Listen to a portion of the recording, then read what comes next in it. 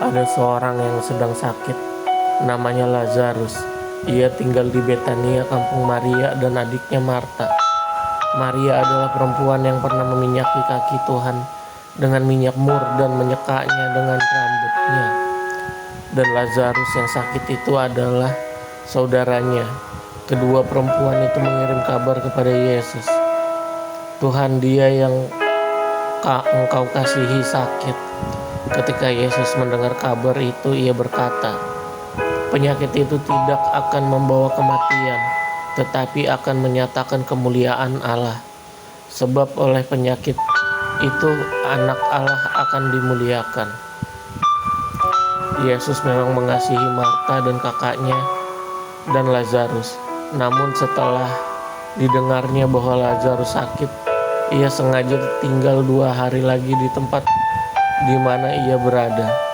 Tetapi sesudah itu ia berkata kepada murid-muridnya, mari kita kembali lagi ke Yudea.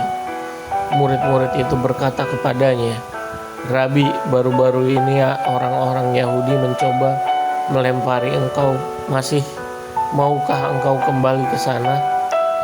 Jawab Yesus, bukankah ada 12 jam dalam satu hari? Siapa yang berjalan pada siang hari, kakinya tidak terantuk, karena ia melihat terang dunia ini. Tetapi jikalau seorang berjalan pada malam hari, kakinya terantuk, karena terang tidak ada di dalam dirinya. Demikianlah perkataannya. Dan sesudah itu ia berkata kepada mereka, Lazarus, saudara kita, telah tertidur, tetapi aku pergi ke sana untuk membangunkan dia dari tidurnya. Maka kata murid-murid itu kepadanya, Tuhan, jikalau ia tertidur, ia akan sembuh. Tetapi maksud Yesus ialah tertidur dalam arti mati. Sedangkan sangka mereka Yesus berkata tentang tertidur di dalam arti biasa. Karena itu Yesus berkata dengan terus terang, Lazarus sudah mati, tapi syukurlah aku tidak hadir pada waktu itu, sebab demikian lebih baik bagimu, supaya kamu dapat belajar percaya. Marilah kita pergi sekarang kepadanya. Lalu Thomas yang disebut Didimus berkata kepada teman-temannya, yaitu murid-murid yang lain, marilah kita pergi juga untuk mati bersama-sama dengan dia. Maka ketika Yesus tiba, didapatinya Lazarus telah 4 hari berbaring di dalam kubur. Betania terletak dekat Yerusalem, kira-kira 2 mil jauhnya.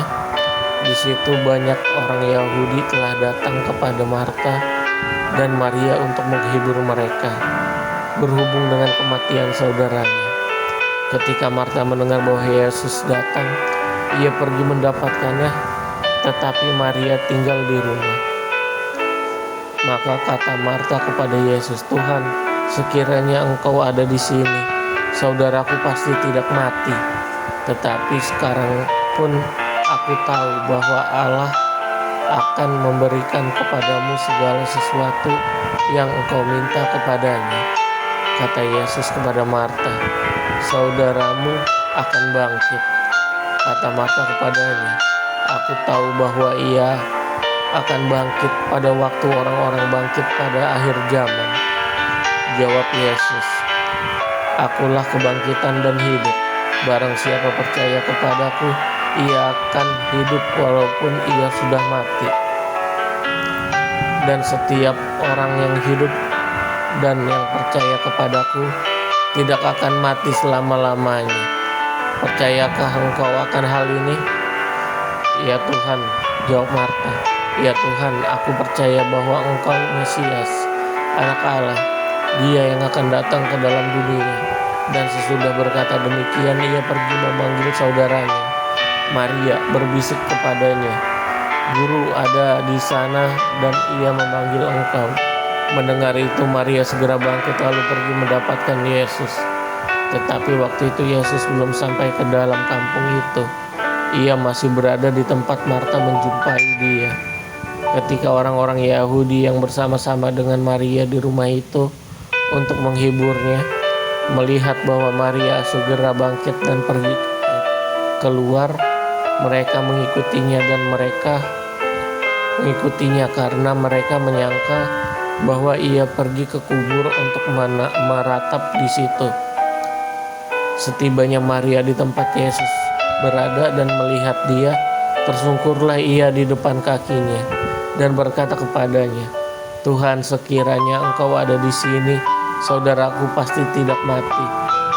Ketika Yesus melihat Maria menangis dan juga orang-orang Yahudi yang datang bersama-sama dia, maka masih gula hatinya. Ia sangat terharu dan berkata, "Di manakah dia kamu baringkan?" Jawab mereka, "Tuhan, kemarilah dan lihatlah." Maka menangislah Yesus. Kata orang-orang Yahudi, "Lihatlah betapa kasihnya kepadanya." Tetapi beberapa orang di antaranya berkata, "Ia yang memelekkan mata orang buta, tidak sanggupkah ia bertindak sehingga orang ini tidak mati?" Maka masih gula pula hati Yesus. Lalu ia pergi ke kubur itu. Kubur itu adalah sebuah gua yang ditutup dengan batu. Kata Yesus, "Angkat batu itu." Marta, saudara orang yang meninggal itu, berkata kepadanya, "Tuhan, ia sudah berbau, sebab sudah 4 hari ia mati." Jawab Yesus, "Bukankah sudah kukatakan kepadamu, jikalau engkau percaya, engkau akan melihat kemuliaan Allah?" Maka mereka mengangkat batu itu, lalu Yesus menggadah ke atas dan berkata, "Bapa, aku mengucap syukur kepadamu karena Engkau telah mendengarkan aku. Aku tahu bahwa Engkau selalu mendengarkan aku, tetapi oleh karena orang yang banyak yang berdiri di sini mengelilingi aku mengatakannya, supaya engkau percaya bahwa Engkaulah yang telah mengutus aku." Dan sesudah berkata demikian, berserulah ia dengan suara keras, "Lazarus, marilah keluar." Orang yang telah mati itu datang keluar. Kaki dan tangannya masih terikat dengan kain kapan, dan mukanya tertutup dengan kain peluh. Kata Yesus kepada mereka, "Bukalah kain-kain itu dan biarkan ia pergi." Persepakatan untuk membunuh Yesus.